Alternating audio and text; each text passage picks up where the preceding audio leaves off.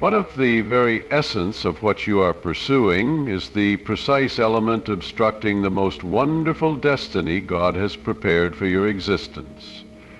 Have you ever experienced the sensation of persistently seeking someone who continuously withdraws, investing your deepest emotions into a bond, a companionship, or even a casual acquaintance, only to be met with feelings of invisibility, a lack of appreciation, and utter exhaustion? Consider this.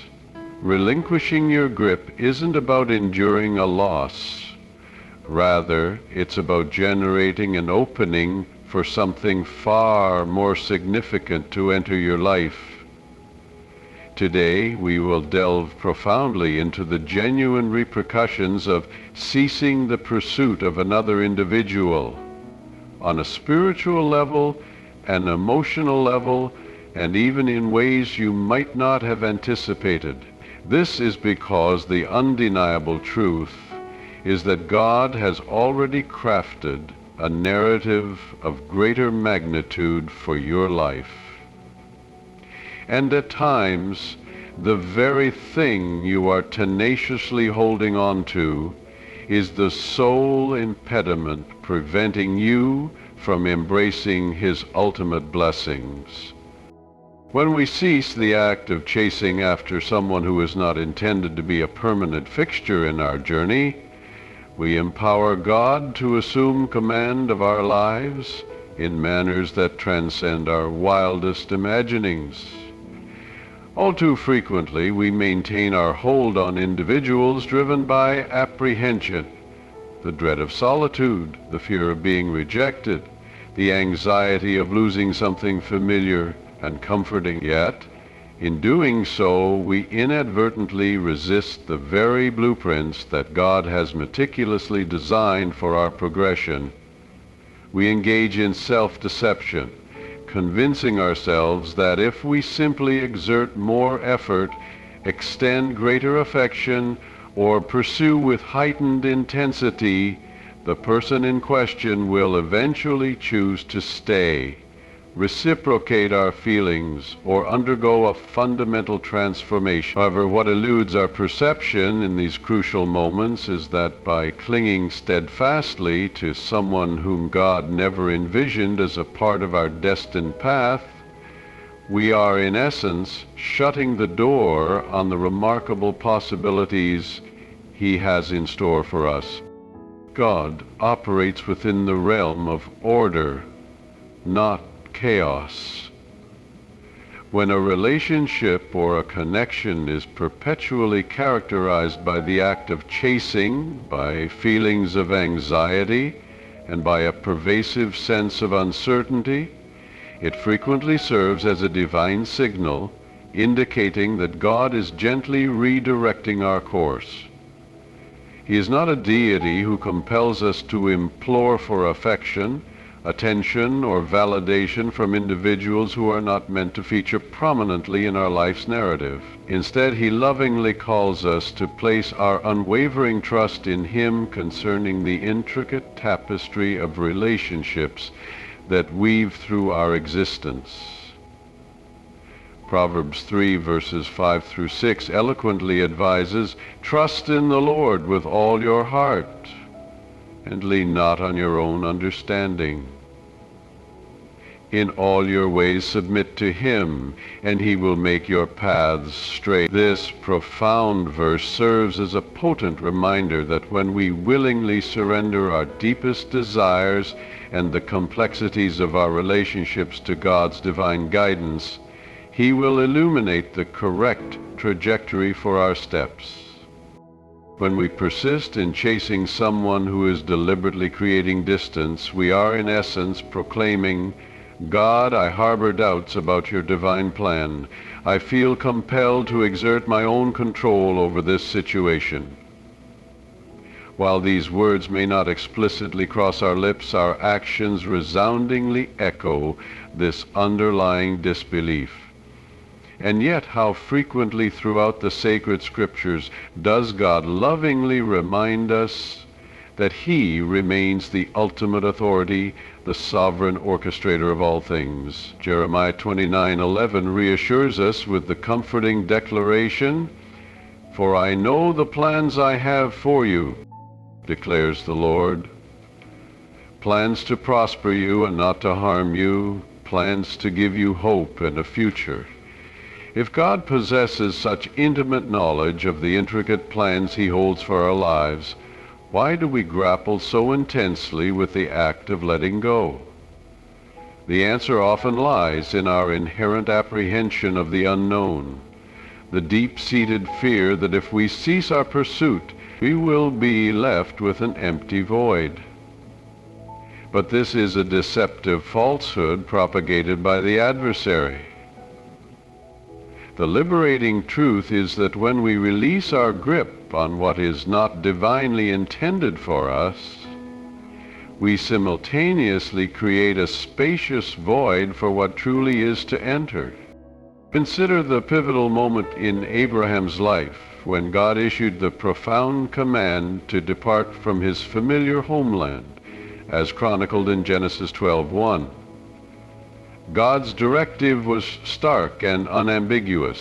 Go from your country, your people, and your father's household to the land I will show you. There were no elaborate details provided, no intricate explanations offered, merely a resolute call to unwavering trust and unquestioning obedience. Had Abraham stubbornly refused to relinquish his hold on the familiar comforts and connections of his past, he would have undoubtedly forfeited the extraordinary blessings that God had meticulously prepared for his future. In a parallel vein, when we cling tenaciously to individuals who are not aligned with the divine purpose that God has uniquely bestowed upon us, we inadvertently impede our own progress toward the abundant blessings He has in store. One of the most profoundly beautiful aspects of God's character is His unwavering respect for our free will. He never imposes His divine will upon us. Instead, He grants us the autonomy to make our own choices, to navigate the course of our lives according to our own volition. However, this precious gift of free will is inextricably linked to a profound responsibility, the responsibility to place our complete trust in Him, even when the path ahead appears shrouded in uncertainty, to willingly surrender our deepest desires, even when the act inflicts a measure of pain, and to walk in unwavering obedience, even when the way forward is not immediately clear. When we consciously choose to cease the pursuit of someone who is creating distance, we are actively exercising our faith. We are, in essence, declaring, "Lord, I place my trust in you. I believe that if this person is meant to be an integral part of my life's journey, you will orchestrate it accordingly. And if they are not, I have unwavering faith that you will fill that void with something far greater than I can currently imagine." Reflect upon the poignant narrative of Ruth. Following the profound loss of her husband, she possessed the option to retreat to the familiar embrace of her former life. Yet, with remarkable courage and unwavering faith, she chose to remain steadfastly by Naomi's side, and more importantly, to place her complete trust in God's divine guidance. She did not succumb to the temptation of chasing after what had been irretrievably lost. Instead, she humbly surrendered her future into God's loving hands. In doing so, she strategically positioned herself for a divine encounter with Boaz, an encounter that would reshape the trajectory of her life in ways she could never have foreseen. Had she stubbornly clung to the vestiges of her past, she would have undoubtedly missed the extraordinary new blessings that God was meticulously preparing to bestow upon her. This is the very essence of true faith, the unwavering belief that when God removes something or someone from our lives, He is actively preparing to introduce something far more magnificent in its place. When we relentlessly pursue someone who is not meant for us, we often inadvertently compromise our own inherent worth. We begin to settle for less than we rightfully deserve, constructing elaborate justifications for their evident lack of effort, their pervasive indifference, or even their outright mistreatment. But God never intended for His beloved children to engage in the demeaning act of begging for affection. He never envisioned us feeling unworthy or unwanted. Isaiah 43:4 resoundingly declares, "Since you are precious and honored in my sight, and because I love you." If we truly grasped the immeasurable value we hold in God's eyes, we would instantly cease our futile attempts to run after those who fail to recognize our inherent worth. The adversary, in his insidious cunning, seeks to implant the deceptive notion that relinquishing our grip equates to enduring a profound loss. However, within the divine economy of God's kingdom, surrender is never synonymous with loss. Rather, it is an act of strategic positioning. When we consciously choose to cease our pursuit, we simultaneously position ourselves to receive God's ultimate blessings. We willingly step out of the debilitating cycle of desperation and step into the harmonious alignment of God's divine plan. At times, God will orchestrate the removal of certain individuals from our lives, not because they are inherently flawed or malicious, but simply because they are not intended to be a part of our next chapter of growth and transformation. Tenaciously holding on to someone who is meant to depart only serves to prolong the inevitable pain and impede the process of healing. In John 15:2, Jesus Himself elucidates this principle, stating, "He cuts off every branch in me that bears no fruit, while every branch that does bear fruit He prunes, so that it will be even more fruitful." This act of pruning is not a punitive measure. Rather, it is a preparatory process. When God removes someone from the intricate tapestry of our lives, it is because He is meticulously creating space for something far more abundant and life-giving to flourish. The pain associated with letting go is often transient, but the profound joy of walking in complete alignment with God's perfect plan is eternal. Another significant peril associated with relentlessly chasing after someone who is not divinely intended for us is the subtle yet dangerous act of elevating that person to the status of an idol. Anything that we consciously place above God in the sacred sanctuary of our hearts becomes an idol, whether it manifests as a romantic relationship, a close friendship, or even the insatiable need for external approval. Exodus 23 sternly warns us, "You shall have no other gods before me." If we find ourselves willing to compromise our inner peace, our unwavering faith, and our fundamental self-respect solely to maintain someone's presence in our lives, we must engage in a profound act of self-reflection and honestly ask ourselves, have we inadvertently placed this individual above our devotion to God? The liberating truth is that when we finally cease the act of chasing, we unlock a profound sense of peace, a tranquility that can only originate from the divine source of God Himself. Philippians 4:7 beautifully describes this transcendent peace.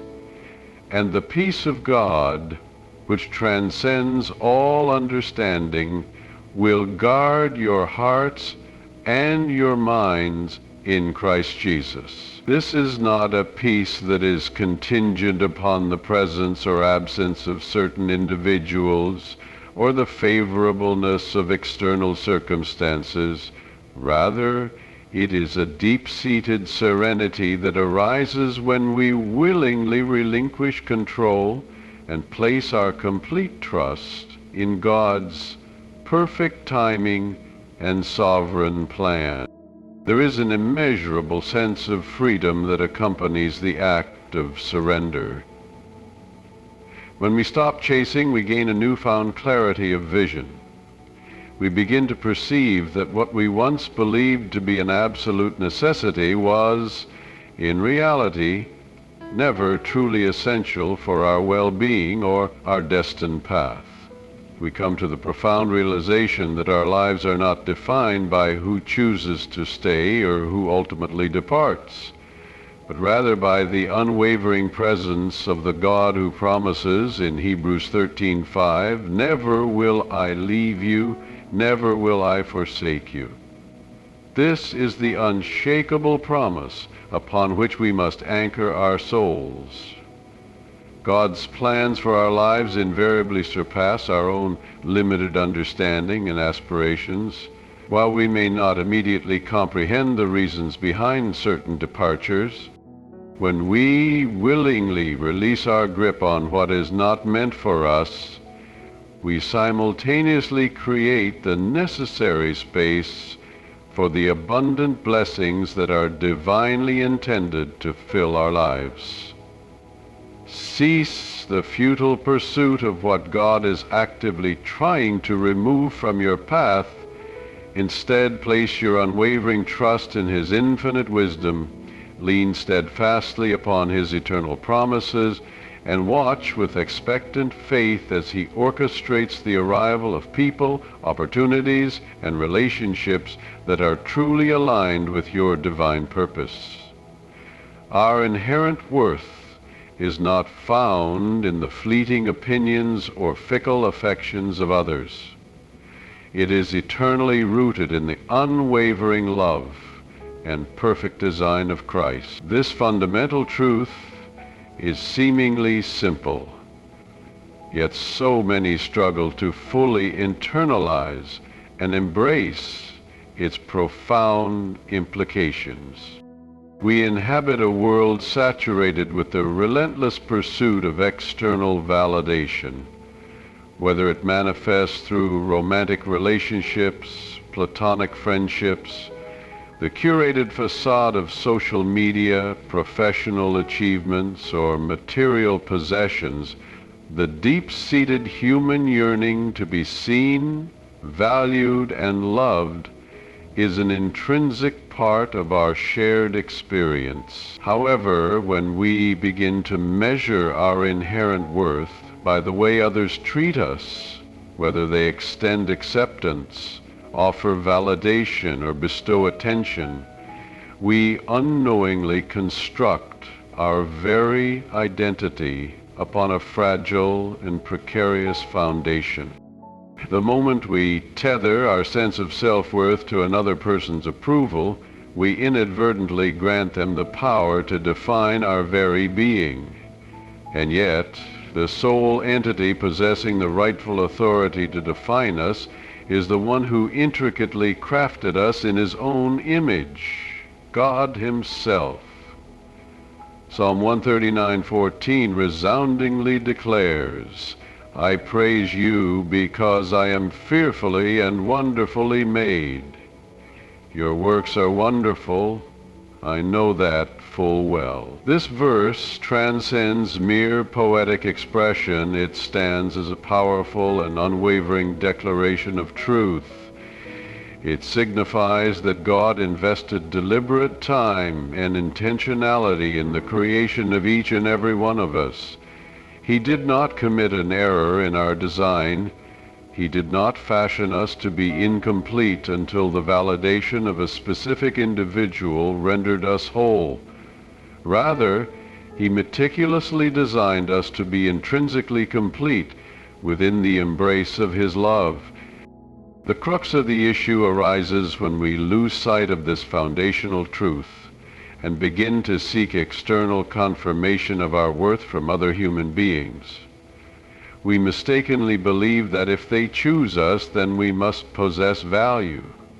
If they extend their love, then we must be inherently enough. But what transpires when they inevitably walk away? Does our worth vanish into thin air? Does our inherent value diminish? Absolutely not. Our worth is not contingent upon the fleeting presence or absence of any other human being. It is firmly rooted in the unwavering and eternal love of God.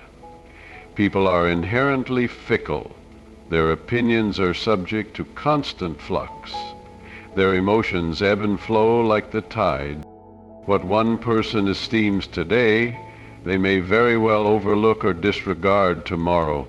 This is precisely why basing our sense of self-worth on the shifting sands of human approval is inherently dangerous.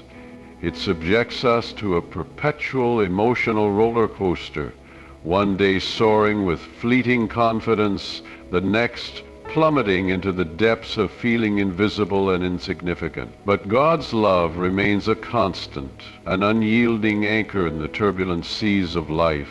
His perception of us never wavers, never diminishes.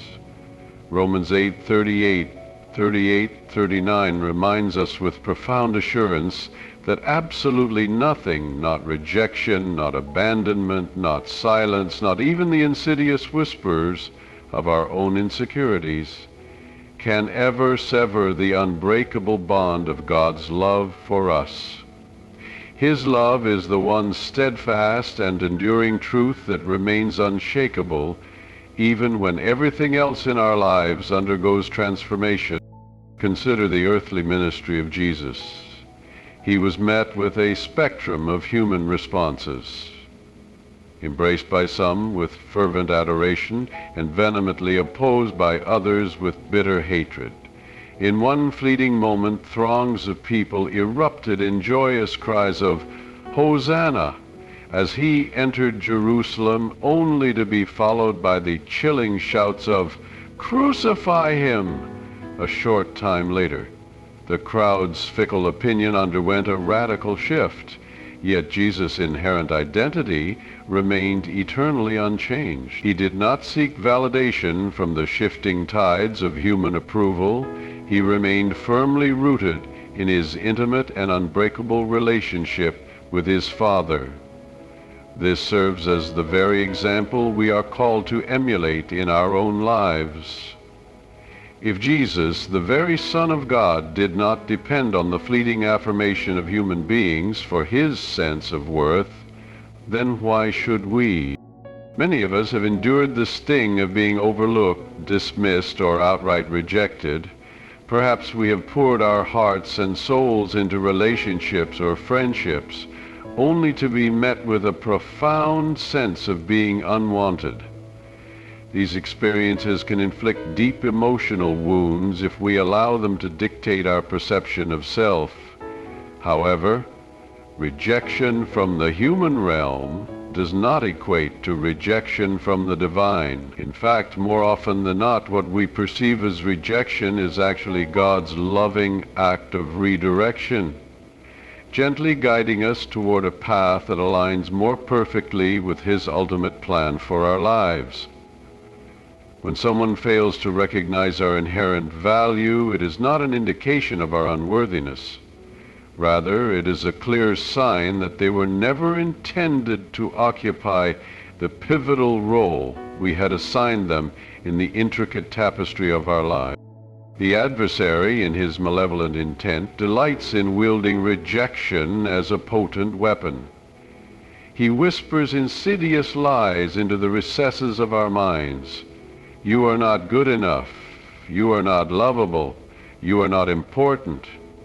And if we succumb to these deceptive pronouncements, we begin to navigate our lives shrouded in insecurity, rather than walking in the radiant confidence that God has so generously bestowed upon us. But the unwavering truth is found in Ephesians 2:10, which declares, "For we are God's handiwork, created in Christ Jesus to do good works, which God prepared in advance for us to do." Our inherent value is not tethered to whether or not another human being acknowledges our existence or affirms our worth. It is eternally anchored in the profound truth that we are God's masterpiece, meticulously crafted with a unique and divine purpose. When we relentlessly chase after people in a desperate quest for validation, we unintentionally elevate them to a position that rightfully belongs to God alone.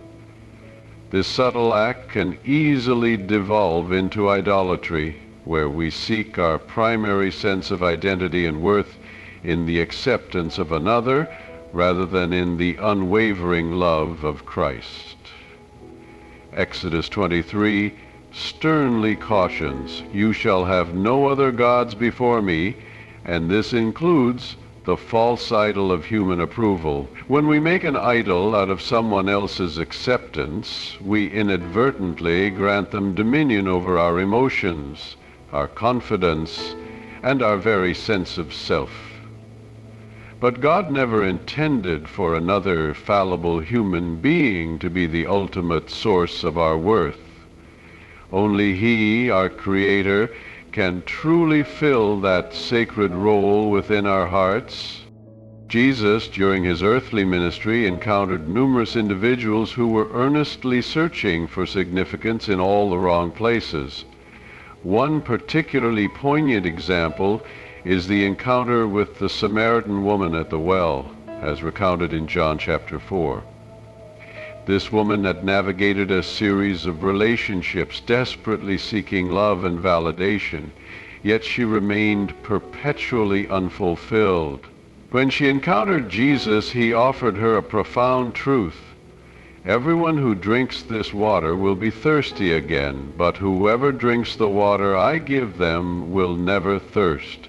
He was revealing the fundamental truth that human approval can never truly satisfy the deepest longings of our souls.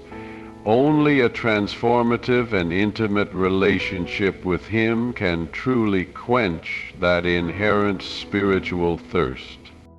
The very moment we consciously cease the futile pursuit of people and turn our hearts wholeheartedly toward seeking God, everything within us begins to undergo a profound transformation.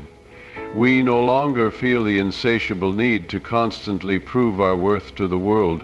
We no longer measure our value by the fleeting presence or inevitable departure of others.